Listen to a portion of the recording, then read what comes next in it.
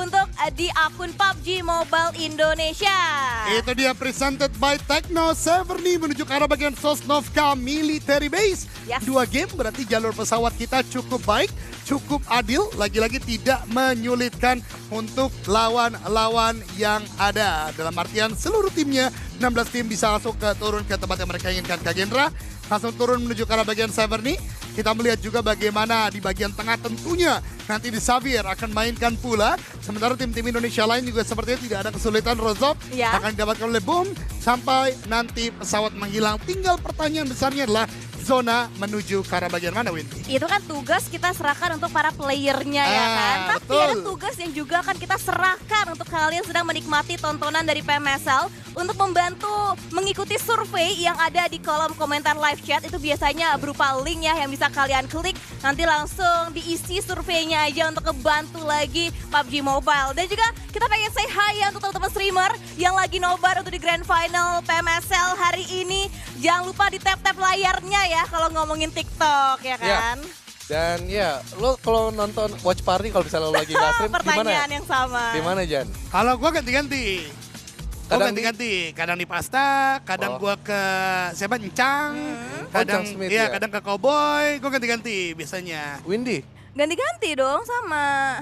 Sama Tapi ya? absen pertama wajib Mas Anang sih, wajib sih. Widih. Absen nomor 1 nggak boleh skip. Hebat. Kalau lo kemana Kak Eagles? Junior. Satu doang sih. Paprisia gue Oh, nobarnya.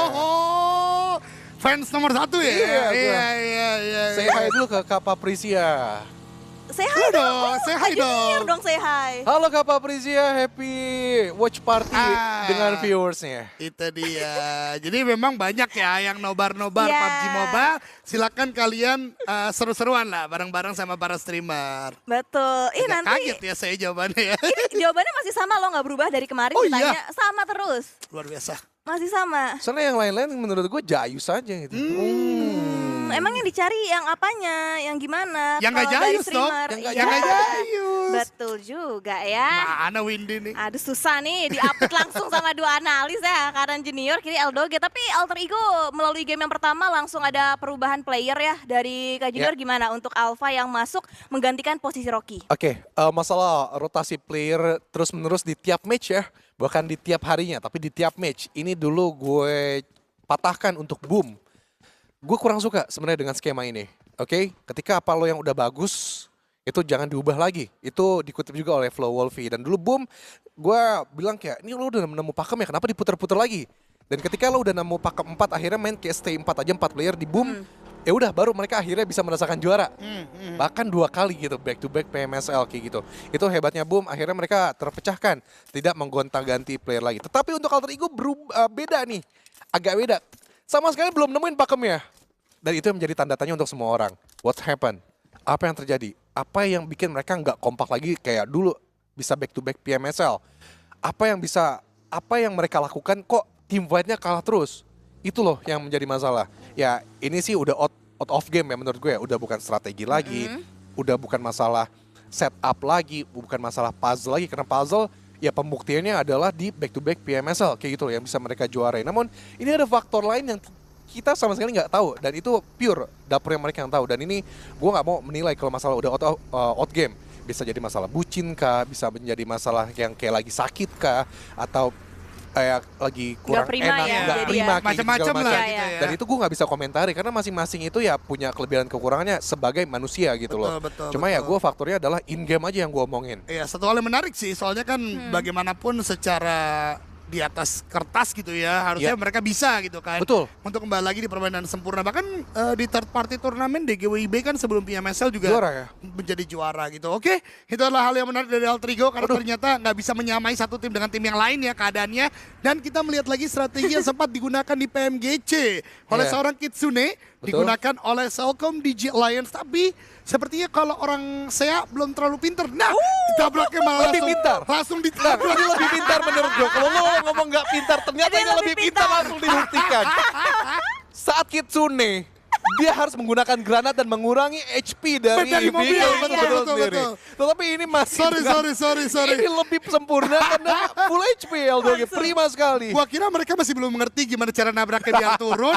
Ternyata langsung pakai hovercraft ditubruk sampai terbang. Sama overcraftnya gue pikir muter lagi ngejemput kayaknya. Iya. Ternyata dari jauh balapan kayak Baron.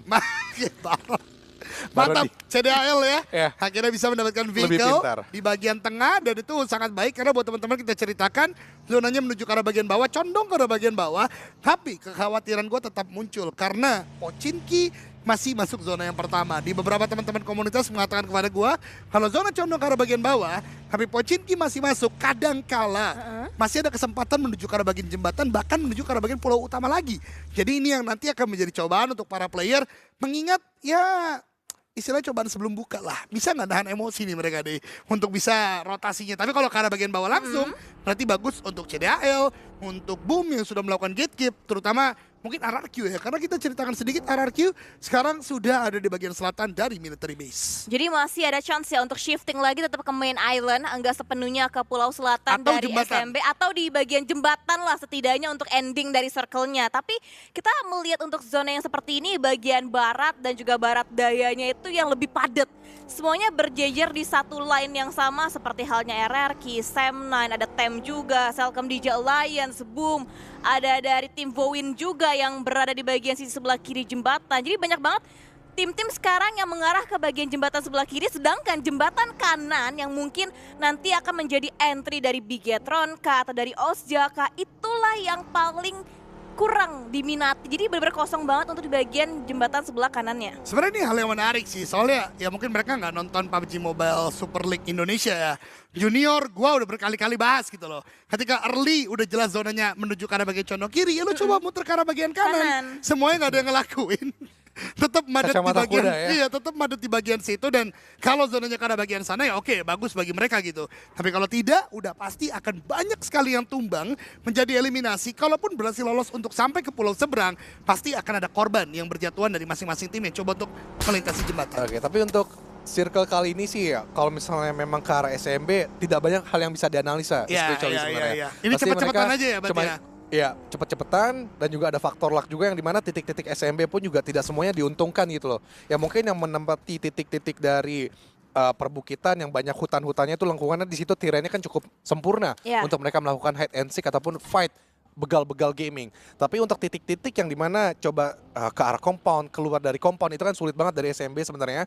Jadi ya faktor luck pun juga sangat tinggi ada di sini. So kita enjoy aja dan bagaimana mereka memainkan masalah satu kali lagi mechanical.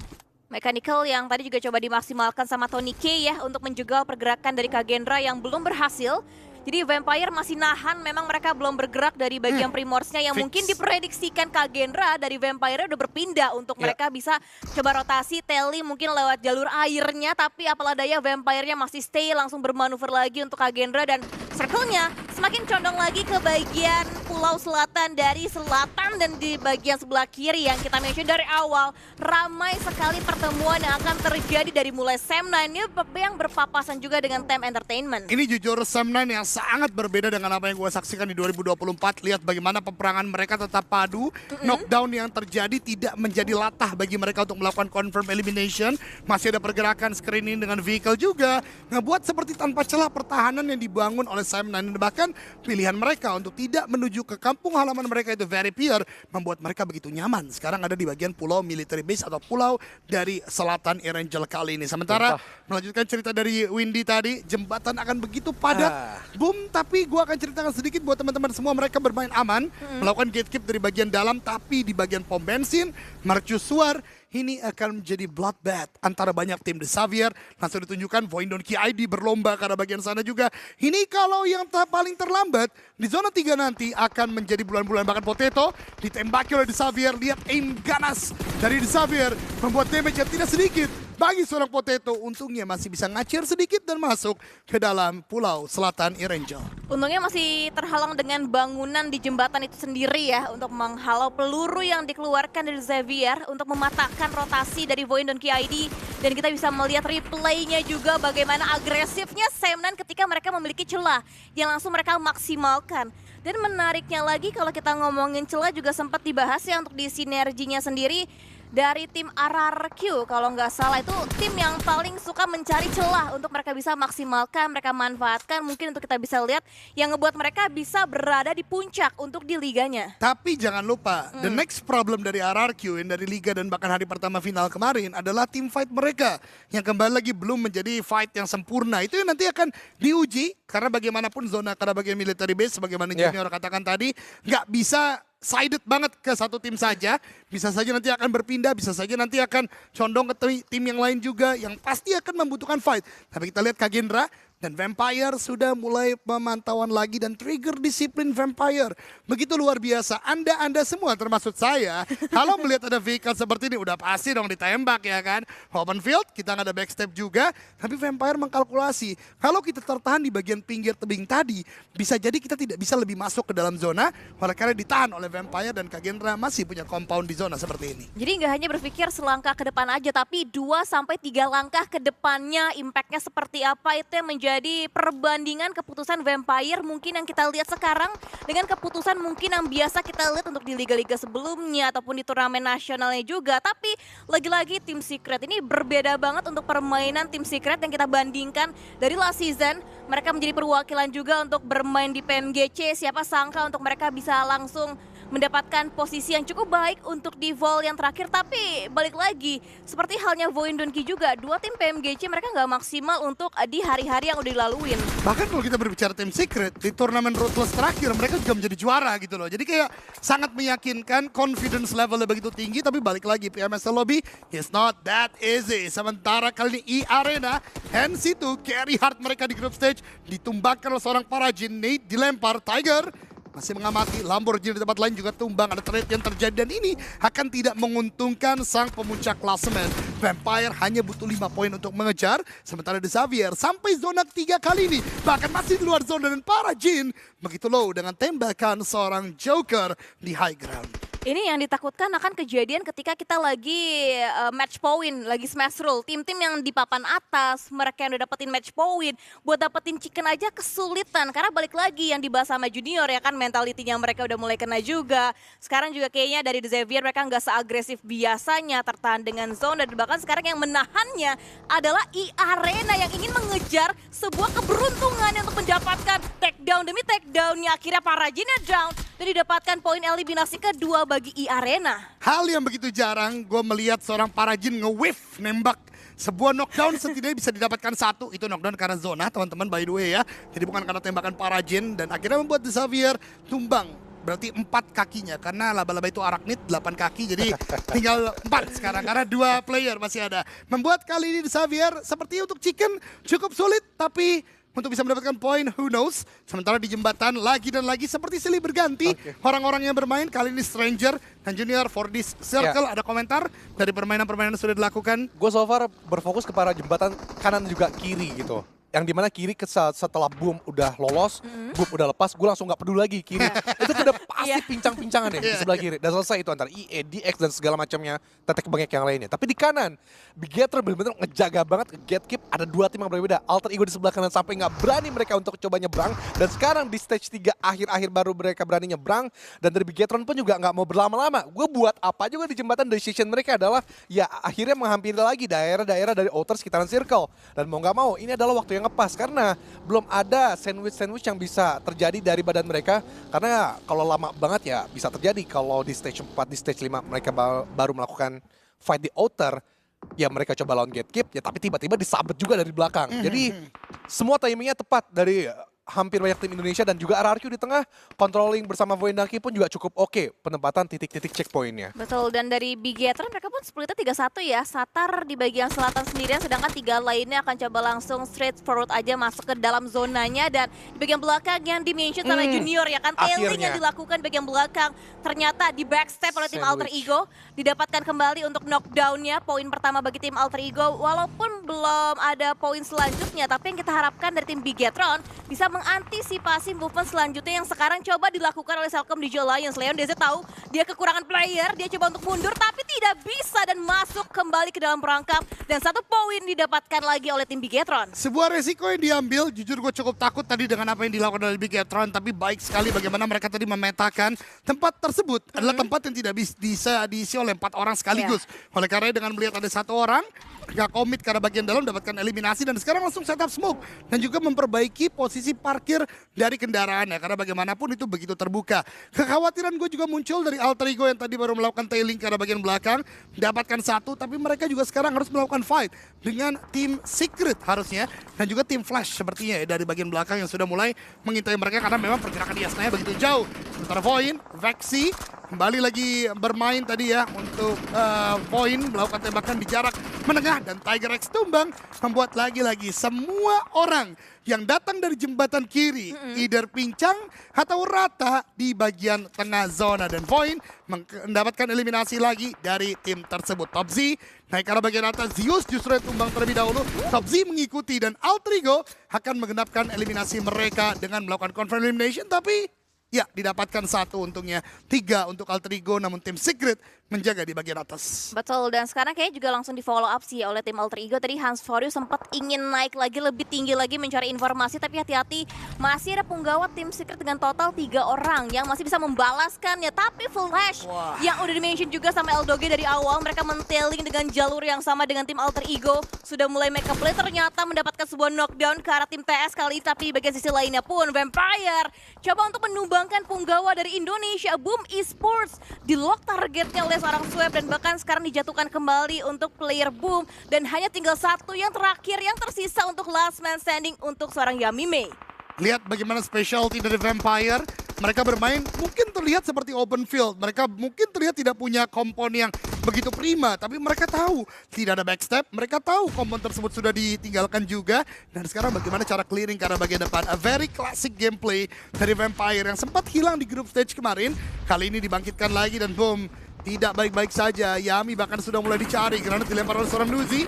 Maju ke arah bagian depan. Hampir tempat lain. Onzen pun masih bisa menghadapi Void Donkey ID. Lihat bagaimana sebuah permainan dari Vampire yang harus berbagi fokus, tapi mereka tetap mendominasi jalannya peperangan. Vexi bahkan tumbang, butuh upaya melakukan sebuah penyelamatan, dan Yami tetap dipush oleh Nuzi. Vampire benar-benar berada di level yang berbeda untuk di kesempatan kali ini, tapi Yami, nade yang begitu matang, Nuzi! Knockdown with the nade! Swaps juga tumbang, Vampire! Dikdaya mereka dipreteli oleh Boom dan juga Void Donkey ID. Yes, 2 tim Indonesia secara tidak langsung mereka bekerja sama untuk menumbangkan sang kelelawar kita. Tinggal 2 yang terakhir untuk Onzens. Dan bahkan bukan tinggal 2, melainkan 1. Tony K, the last man standingnya, coba untuk mengincar Yami. Dan no, Yami tertangkap.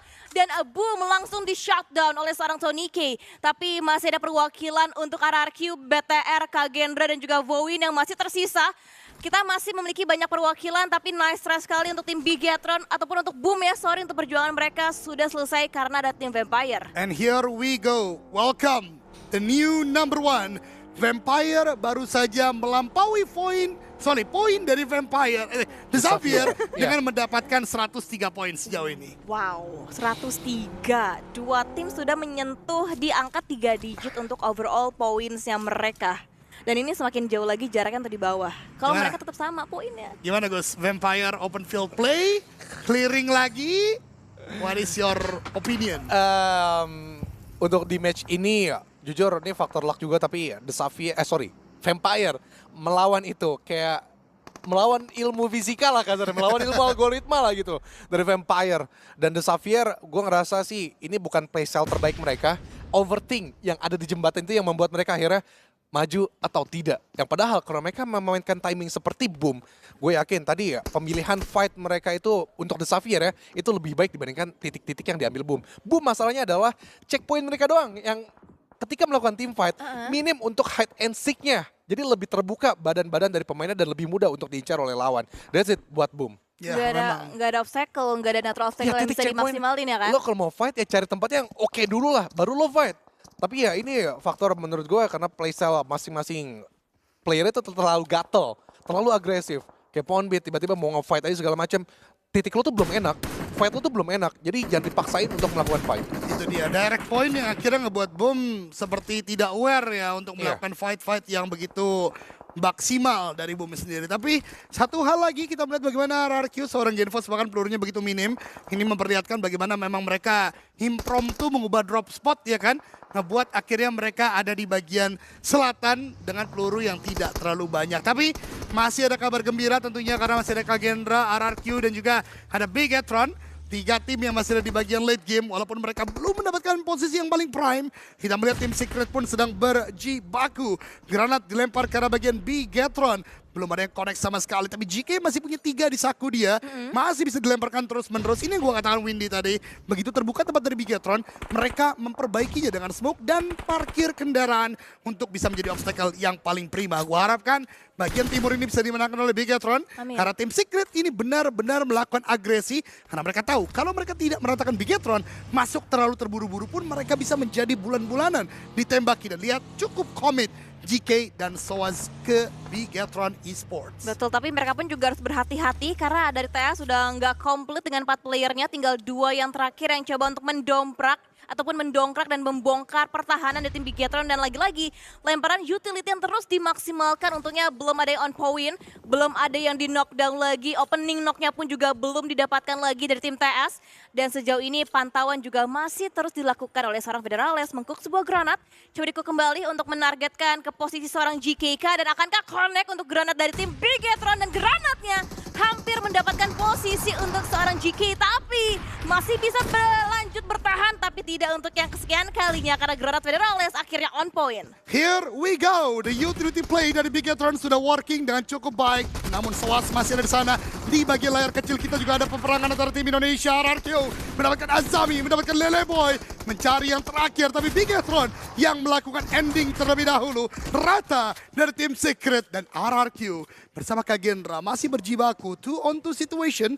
Di bagian atas masih ada 2 player dari Kagendra, Casper dan Acul. Nate yang di-cook akan dilemparkan juga, menjaga pergerakan dari Kagendra untuk tidak turun ke bagian bawah. Casper sudah terdengar di bagian bawah, bahkan revive tidak dilakukan oleh seorang Genfos, dan Genfos berhasil untuk tidak melanjutkan revive tadi untuk melakukan eliminasi. 1 player terakhir dari Kagendra sudah mulai dipantau, granat yang di-cook juga akan dilempar, dan RPK, what a timing, sangat baik untuk menghindari granat yang dilemparkan oleh player Kagendra. Yes, dan berhasil bisa menyelamatkan posisinya untuk saat ini, dan dari Acul kembali keluar lagi untuk bisa mendapatkan posisi yang lebih prime mungkin, tapi RRQ mendeteksi langkah kaki yang diberikan oleh seorang Acul, dapatkan 1, tapi backup dengan belakang di seorang RPK on point, dan akhirnya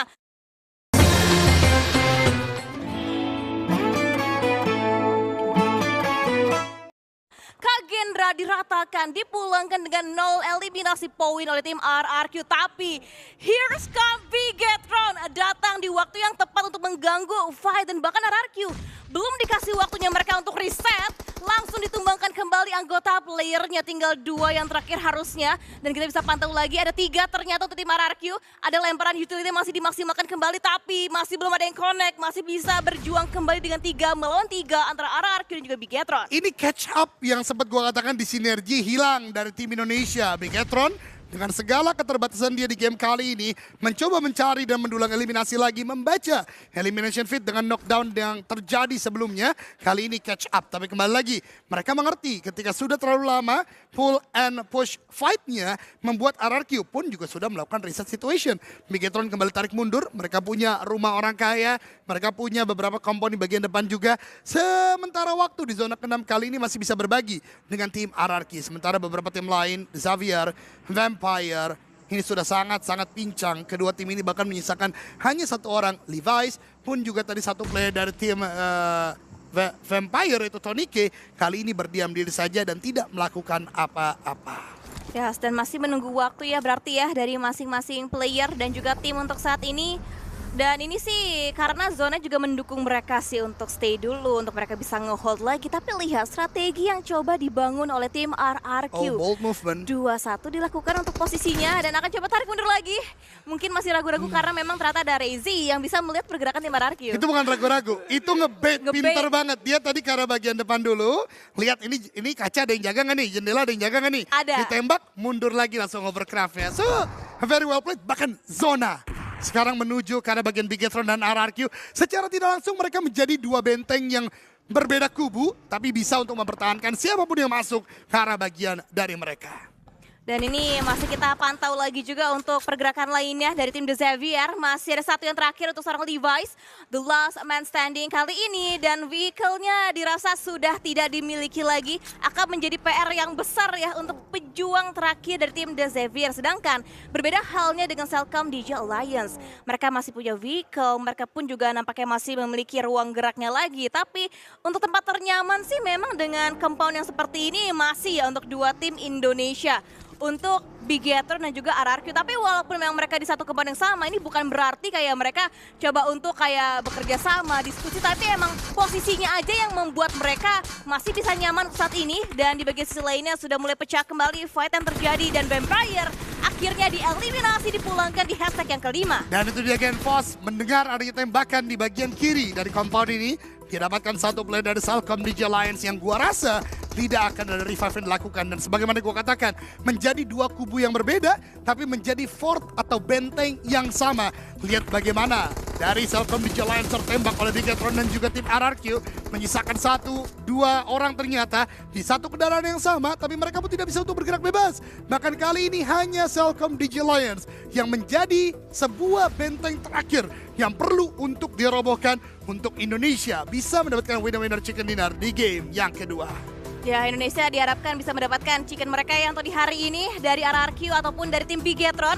Karena masih ada dua perwakilannya dan zona seperti ini, gimana pendapat dari seorang junior? Ya ini fightnya masih berlanjut, nanti kalau diopernya pas lagi Tadi kosong. minta ngomong, sekarang dikasih ngomong nggak mau, gimana sih? Tapi kayaknya dari Levi's yang nggak banyak berbicara, langsung aja kasih impact-nya walaupun mendapatkan sebuah knockdown. Tapi langsung bisa dihandle dengan sangat baik oleh Cellcom DJ Alliance. 3 tim teratas untuk Bigetron, Cellcom DJ Alliance dan juga tim RRQ. Dan Cellcom sih yang masih berada di luar zona. Keluk, apa yang bisa dilakukan? Hanya bisa healing-healing dan akhirnya selesai sudah. Dan dipastikan chicken kali ini akan didapatkan oleh Indonesia. Kolom komentar akan semakin ramai. Bigot Trooper atau Kingdom yang akan senang dalam buka puasa di hari ini. Karena keduanya tidak hanya berbagi rumah, keduanya sama secara manpower 3 melawan 3. Tapi secara zona, sejauh ini Bigetron cukup diuntungkan dan mereka sudah membuat setup pertahanan. Ya betul, jadi jangan lupa diramaikan lagi di kolom komentar seperti yang mention sama Eldoge, dipencet tombol like-nya lagi ya kan untuk support dukungan dari Bigetron ataupun dari tim RRQ yang akhirnya bisa mempersembahkan juga chicken untuk di hari ini dan masih fair ternyata fightnya mereka masih 3 melawan 3 dan agresi akan dilakukan terlebih dahulu oleh tim RRQ sudah mengepung di bagian area luarnya sedangkan di bagian broken wall dijaga dengan sangat matang oleh tim Bigetron. Itu dia, RRQ punya satu logika yang gua sangat suka. Mereka tahu mereka sekarang tidak diuntungkan oleh zona, mereka merapat untuk mencari split-split yang dibangun oleh Bigetron. Tapi Bigetron pun menggunakan split yang tidak ada celah, di mana di bagian belakang di backup, di bagian atas juga ada. Namun RRQ sudah mulai masuk ke bagian rumah orang kaya. Satu orang masih melakukan healing di luar dan Nerpeko getting the first. Reizi tumbang, Federales juga tumbang, menyisakan Satarles seorang saja. Nate akan dilemparkan, tidak mengenai siapapun, damage diberikan juga. Tapi 3 melawan 1, tidaklah mudah, dikejar terus Satar kali ini. Iya betul, nih nampaknya dari tim RRQ akan coba untuk mengurung kembali dari seorang Satarles, tapi Satarles coba untuk mancing keluar lagi, tembakan pun diberikan lagi hanya bermodalkan S12K untuk menumbangkan 3 punggawa RRQ yang terakhir sampai akhirnya chicken dinner kali ini didapatkan oleh RRQ. The King is back.